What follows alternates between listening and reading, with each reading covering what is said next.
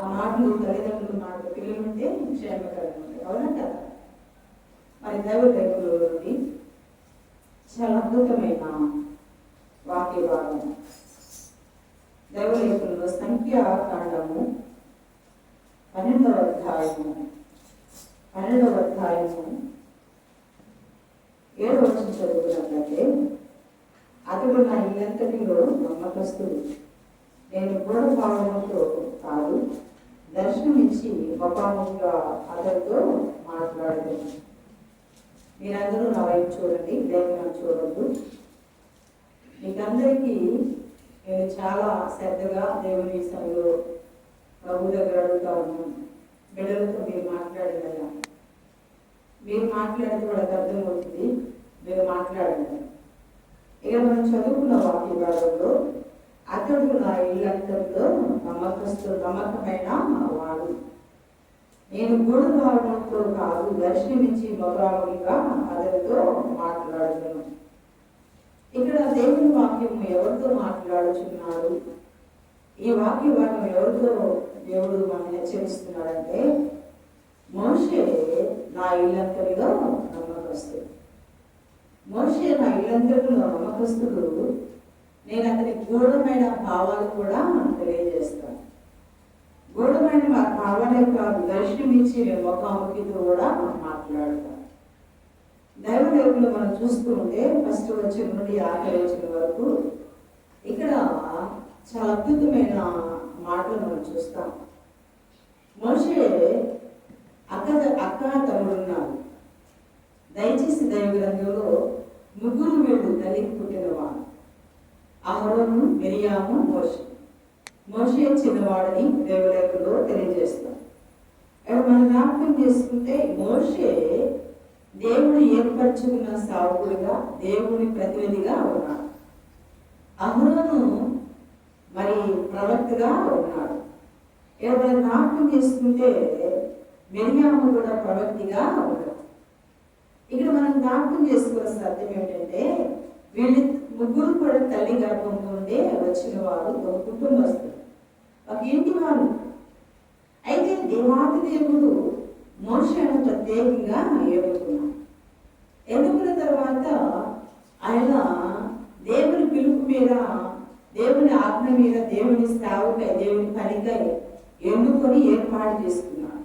మనం లేఖనాలు చదువుకుంటూ వస్తే అతడి నాలుక మాందోళి గలవాడుగా ఉన్నాడు. అతడు దేవునితో మాట్లాడుతున్నప్పుడు, అయ్యా నేను ఎలాగూ నీ ప్రజలను నడిపిస్తాను, నాయకుడిగా నేను ఎలా ఉంటానయ్యా, నా వల్ల అయితే ఏమీ కాదన్నప్పుడు నీ సహోదరుడైన అహరోను నీకు తోడుగా వస్తాను అని దేవాది దేవుడు మరి మోషేను ఎన్నుకున్నా. మరి ఈ సహోదరి ఎవరు అంటే, తన సహోదరి, తన తల్లి గర్భం నుండి వచ్చిన సహోదరి. నా ప్రియ తలచనం ఇక్కడ మీరు ఆలకించారు. మోషే నదిలో తల్లి విడిచిపెట్టినప్పుడు, ఆ విడిచిపెట్టిన సమయంలో మిరియాము అక్కడే ఉంది. ఇప్పుడు ఈ స్టోరీ అంతా మనకి అంతా తెలుసు. అయితే ఇక్కడ మనం తెలుసుకోవాల్సిన సత్యం ఏంటంటే, 3 కూడా దేవుని పనిలో ఉన్న వాళ్ళే.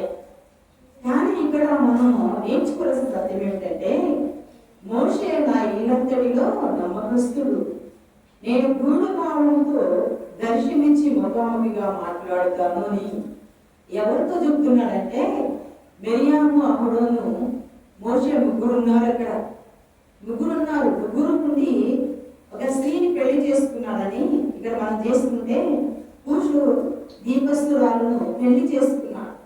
ఆయన దేవలేఖను మనం ఫస్ట్ నుండి చదువుకుంటూ వస్తే, ఒక స్త్రీని పెళ్లి చేసుకున్నాడని ఆ స్త్రీని బట్టి మోషేను కూడా దోషణకరంగా మాట్లాడతారు. మాట్లాడినప్పుడు ఆ మాటలు ఎవరైనారంట? యెహోవా విన్నాడు. దేవాది దేవుడు విన్నాడు.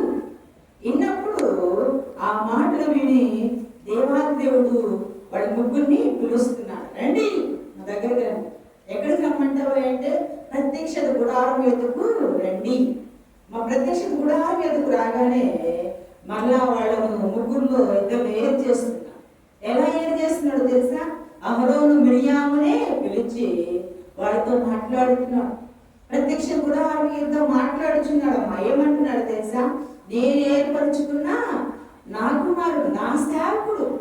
అంతేకాదు గూఢ మర్మాలను దర్శించి అనేక రీతులుగా నేను అతన్ని వాడుకుంటున్నానని వాడితో మాట్లాడిన తర్వాత దేవుని కోరుకుంటే రగులుకుందంట. నా ప్రియ దైవజనమా, ఇక్కడ మనం తెలుసుకోవాల్సిన అర్థం ఏమిటంటే, మనము దైవజనులు వాక్యాన్ని బోధించినప్పుడు, వాక్యాన్ని ప్రకటించినప్పుడు కింద కూర్చున్న వాడు అనుకుంటారు ఆయన కన్నా నేను గొప్పగా చెప్పగలను, బాగా నేను బోధించగలను, ఒకలాంటి భావన కలిగి దైవజనులతో స్థారంగా మాట్లాడు. ఇక్కడ కూడుకున్న ముగ్గురు కూడా ఒక తల్లి గర్భం నుండి వచ్చిన వారే సహోదరులు.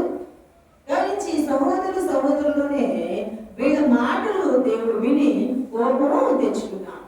ఇక్కడ మనం నేర్చుకోవాల్సిన సత్యం ఏంటంటే, ఇక్కడ దైవజనుడమైన మోషే మీద కోపడగానే యెహోవా ఎన్నాడు వెంటనే కాదండి, ఆ కోపం వాడి మీద రగులుకొని ఏమొచ్చిందో తెలుసా? మరి మిరియాముకు తెల్ల కుష్టి వచ్చిందండి. తెల్ల కుష్టి రాగానే దేవుని కోపం ఎప్పుడైతే వచ్చేసింది, తెల్ల కుష్టి రాగానే ఇక్కడ అహరోను ఏమంటున్నాడంటే, ప్రభువా అని ఎవరు పిలుస్తున్నాడు తెలుసా? మోషేను పిలుస్తున్నాడు. ప్రభువా, సహోదరికి ఇలా అయిపోయింది, ఆమె చాలా కుష్టి చేత భయంకరమైన పరిస్థితులు ఉందని చెప్పగానే మరలా మోషే ఏం చేస్తున్నాడు? యెహోవా దేవునికి ప్రార్థన చేస్తున్నాడు. నా ప్రియ సహోదరి, నా ప్రియ సహోదరుడా, దైవజనమా, మనం నేర్చుకోవాల్సిన సత్యం ఏంటంటే, ఏ సేవకుడైనా గమనించండి, బిషప్ అయినా లేకపోతే దైవజనుడైనా బ్రదర్ అయినా ఇంకొకళ్ళైనా కానీ దుష్కారమైన మాటలు మనం మాట్లాడకూడదు.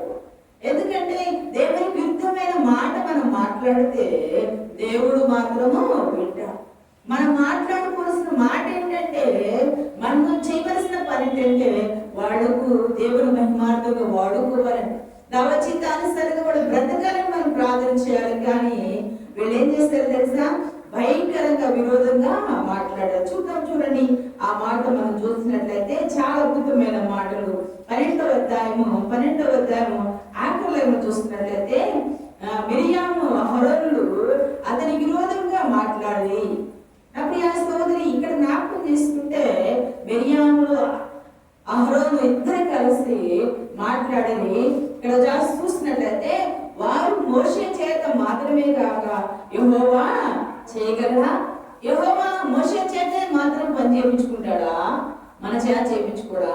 దేవునికి ఆయనంటే ఇష్టమా, మనమంటే ఇష్టం లేదా అన్నట్టుగా వీళ్ళు మాట్లాడుతున్నప్పుడు యెహోవా చూసేమంటాడు తెలిసి ఇక్కడ జ్ఞాపకం చేసుకుంటే 3వ వచనంలో యెహోవా ఆ మాట విని మోషే భూమి మీద ఉన్న పందెంలో మిక్కిలి సాత్వికుడు అంట.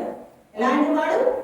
సాత్వికుడు ఎప్పుడయ్యాడు ఈ మోషే అంటే, దేవుని పాదశైలిలోకి వచ్చినప్పుడు, దేవుని పాదలు పట్టుకున్నప్పుడు, దేవునికి మొర్ర పెట్టినప్పుడు, తను తాను తగ్గించుకొని నేల మట్టుకు దేవునికి సమర్పణ చేయబడినప్పుడు పరమంతున్న దేవుడు అతని సాత్వికుడుగా చేస్తాడు. దైవ గ్రంథాలు మనం చూస్తే ఇశ్రాయేలు ప్రజలు నడిపించడానికి నాయకుడుగా తీర్చబడ్డానికి కారణం ఏంటంటే, పరిశుద్ధ ఆత్మదేవుడు అతనిలో ఉండి తను దిద్దుతూ తను పరిశోధన చేస్తూ దేవునికి ఇష్టమైన రీతిలో ఉన్నాడు. కాబట్టి ఇక్కడ మనం జ్ఞాపకం చేసుకుంటే మోషే భూమి మీద ఉన్న మనుషులందరిలో సాత్వికుడు కాకపోతే ఎలాంటి వాడు? ఇద్దరు కొట్టుకుంటుంటే ఇద్దరు మధ్యలోకి వెళ్ళి ఏం చేస్తాడు? ఒకరు చంపి విసుగులో పాతి పెట్టాడు.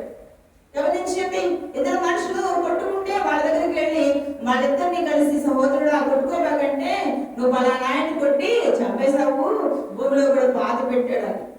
గమనించండి, ఎప్పుడు సాత్వికుడు అయ్యాడంటే దేవుని దర్శనం చూసిన తర్వాత, దేవుని మహిమను చూసిన తర్వాత, పరిశుద్ధ ఆత్మలో అనుభూతిని కలిగిన తర్వాత అతడు సాత్వికుడుగా మారడం ప్రారంభించాడు. సాత్వికుడు అయ్యాడు. ఇక్కడ జ్ఞాపకం చేసుకుంటే భూమి మీద మనుషులందరిలో, జనులందరిలో, ప్రజలందరిలో మిక్కిలి సాత్వికుడుగా తీర్చబడ్డానికి కారణం ఏంటంటే తను తాను దేవుడికి సమర్పణ చేసుకున్నాడు. ఇక్కడ జ్ఞాపకం చేసుకుంటే మిరియాము విషయమై మరలా దేవుడికి మొరపెడుతున్నాడు. మొరపెట్టగానే దేవాదేవుడు ఇలాగ చెయ్యి అన్నప్పుడు అలాగ చేస్తున్నప్పుడు ఆ పని ఆ కుష్ఠరోగం మరలా వెళ్ళిపోయింది. నా ప్రియ దైవజనమా, మన జీవితంలో మనం ఎలా ఉన్నాం? దేవునికి ఇష్టమైన రీతిలో, దేవునికి ఇష్టమైన ఆయాస్కరంగా బ్రతుకుతున్నాం. అందుకే మన నోటి మాటలు, మా నోట్ల నిండా జీవం ఉందంట, మరణం ఉందంట. మనం ఏం మాట్లాడుతున్నామో దేవాదేవుడు ఉంటున్నాడు. అందుకే అంటాడు, దేవుని యందు భయభక్తులు కలవారు ఇద్దరు మాట్లాడుకుంటుండగా యెహోవా ఆలకించెను. నా ప్రియ సోదరుడు, యెహోవా ఆలకిస్తాడంట. ఇక్కడ మిర్యాము ప్రవక్తి, గమనించిన దైవజనుడైన అహరోను కూడా మరి గమనించిన యాజకుడుగా ఉన్నాడు. మరి మోషే దేవుని సేవకుడుగా ఉన్నాడు. ముగ్గురు కూడా దేవుని పిల్లలే, కానీ విరుద్ధంగా మాట్లాడారు. ఆ స్త్రీని పెళ్లి చేసుకోవడం వల్ల విరుద్ధంగా మాట్లాడిన తర్వాత వాళ్ళ మీదకి భయంకరమైన ఉగ్రత వచ్చింది. ఈ రోజు నా ప్రియ దైవజనుమా, మైక్ ధర వింటున్న నా ప్రియ బిడ్డలారా, ఏడుకుంట ప్రతి బిడ్డలు కూడా మనం ఏం మాట్లాడుచున్నామో దేవుడు వింటున్నాడు. మనం మాట్లాడుకునే మాటలు దేవునికరమైనవి, శ్రేష్టమైనవి, అమూల్యమైనవి మాట్లాడుకోవాలి, కానీ వ్యర్థమైన మాటలు సేవకుల గురించి అస్సలు మాట్లాడకూడదు. ఆ సేవకుడు ఇట్లా, ఈ సేవకుడు ఇట్లా, ఈ సేవకులు ఇట్లా, ఆ సేవకుడు దేవుడే తీర్పని, కానీ మనము తీర్పలేము. ఎందుకంటే దేవుడు ఏర్పరచుకున్న దాసులు, దేవుని ప్రతినిధులు, దేవుని రాయబారులు కనుక మనం ఏం చేయాలంటే వారి కొరకు ప్రార్థన చేయాలి. ఇక్కడ మనం జ్ఞాపకం చేసుకుంటే ఇంత భయంకరమైన పరిస్థితి రావడానికి కారణం ఏంటంటే నోటి మాటలు.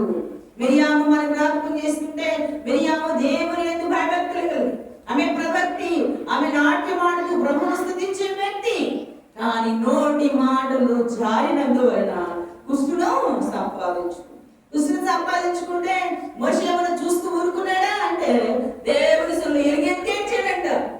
అయ్యా సహోదరి, కుష్టులో బాధపడుతుందయ్యా, ఆ బాధను తొలగించి మన ప్రభు పాదాలు పట్టుకున్నప్పుడు ఆమె మరలా బాగుపడింది. నా ప్రియ దైవజనుమా, మన జీవితాలు మనం ఏమి కలిగి ఉండాలంటే మన మాటలు దేవునికి ఇష్టకరంగా ఉండాలి.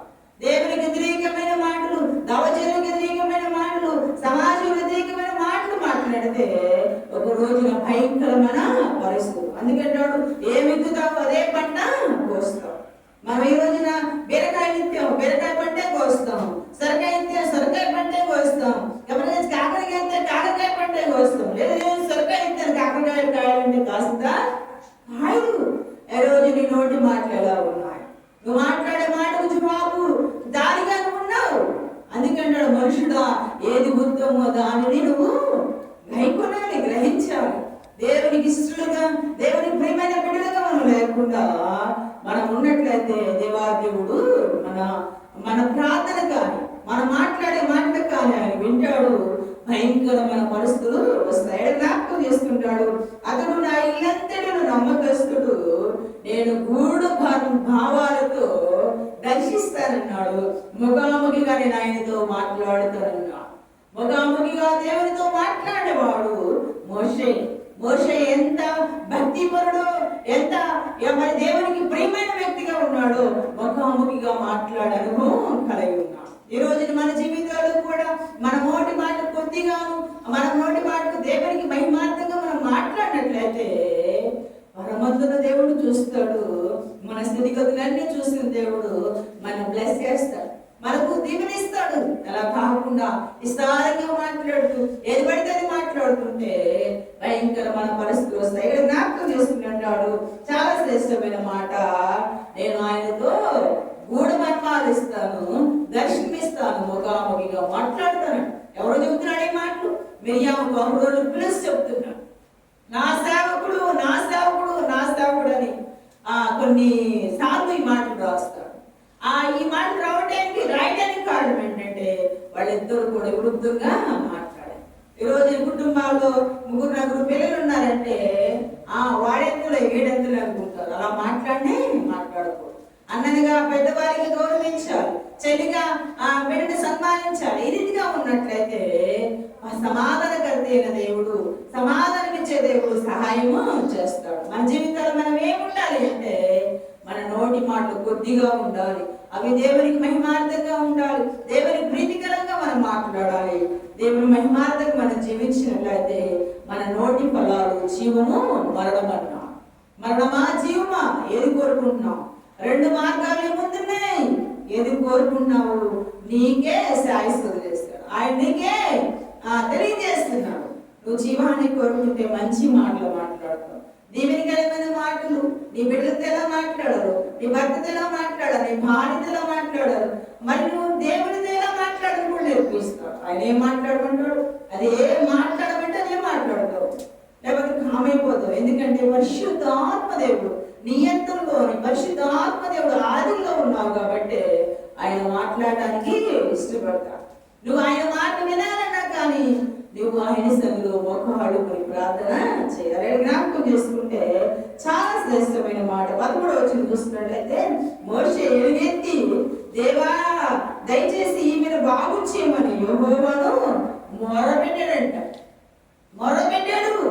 విరుద్ధంగా మాట్లాడినప్పటికి కూడా మనం జ్ఞాపకం చేసుకుంటే మోషే ఎలుగెత్తాడంట. ఎలుగెత్తి దేవా దయచేసి ఈమెను బాగు చేయమని యెహోవాకు మొర్ర పెట్టాడంట. నా ప్రియ సహోదరి, మనం మొర్ర పెట్టేవారిగా ఉండాలి కానీ వ్యతిరేకంగా మాట్లాడేవారిగా ఉండకూడదు. మోషే అహరోనులు గమనించే మిరియాము సహోదరి అయినప్పటికీ కూడా మన ముందున్న దేవుడు విన్నాడు, వాళ్ళ మాటలు ప్రతిఫలం ఇచ్చాడు. కానీ దవజనుడైన మరి మోషే తను తాను తగ్గించుకొని సహోదరి బలహీనతలను గ్రహించి దేవుడి సన్నిధిలో ప్రార్థించగానే దేవుడు ఒక మాట చెప్తున్నాడు. చూసినట్లయితే ఎడమ జ్ఞాపకం చేసుకుంటాడు. అప్పుడు యెహోవా మోషేను చూసి ఆమె తండ్రి ఆమె ముఖం మీద ఉమ్ము వేసినలా గమనించింది. ఇక్కడ జ్ఞాపకం చేసుకుంటే ఆమె ఎవరు తండ్రి అంట ముఖం మీద ఉమ్ము వేసినలా 7 దినములు సిగ్గుపడదు కదా. ఆమె వెలుపల పాలి వెలుపల 7 దినములు ప్రత్యక్షంగా ఉండాలి, అప్పుడు ఆమె బాగుపడుతుందని చెప్పాడు. తండ్రి అంట ఆ ముఖం మీద ఉమ్ము వేయాలంట. ఉమ్ము వేసే పరిస్థితి మనం గురి కాకుండాలంటే మన మాటలు కొద్దిగా ఉంటాం. ఎవరి గురించైనా మనం మాట్లాడుకుంటున్నామంటే అవి ప్రయోజనకరమైన దీవెనకరమైన ఉన్నట్లయితే పరమంతున దేవుడు పరిశుద్ధుడైన దేవుడు మన ప్రార్థన ఆలకిస్తాడు, మనకు సహాయము చేస్తాడు.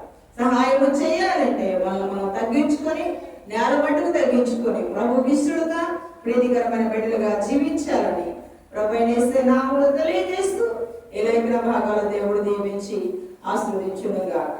ఆమేన్.